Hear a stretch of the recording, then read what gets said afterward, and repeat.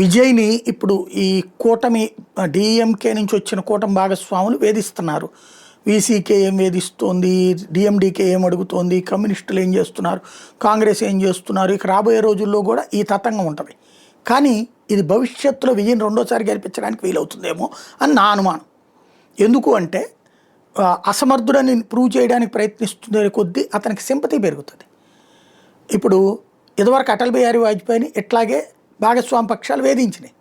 ఆయన 13 రోజులప్పుడు కాదు 13 నెలలప్పుడు భాగస్వామి పక్షాలు వేధిస్తేనే మళ్ళీ అధికారంలోకి వచ్చాడు. అది జరిగింది. అట్లాగే కేసీఆర్ చూడండి, ఫస్ట్ ట్రిప్ 67 ఏమో వచ్చినాయి. అప్పుడు చంద్రబాబు గారికి సంబంధించి ఓటు కోట్లు కేసు వచ్చి ప్రభుత్వాన్ని కూల్చాలన్న ప్రయత్నం జరిగేటప్పటికి ఆ విషయాన్నే కేసీఆర్ చెప్పేటప్పటికి రెండోసారి ఘన విజయం సాధ్యమైంది. కాబట్టి విజయ్ని వేధిస్తే, ఎంతగా వేధిస్తే, ఈవెన్ కేంద్రం ఏం చేయలేదు వీటిట్లలో, కానీ కేంద్రం మీద కూడా కోపం ఉంటుంది జనాలకి. కేంద్రం నడిపిస్తుంది అన్నటువంటి ఫీలింగ్ కూడా వస్తుంది. అది విజయం రెండోసారి అధికారంలోకి తీసుకురావడానికి కారణం అవ్వచ్చు.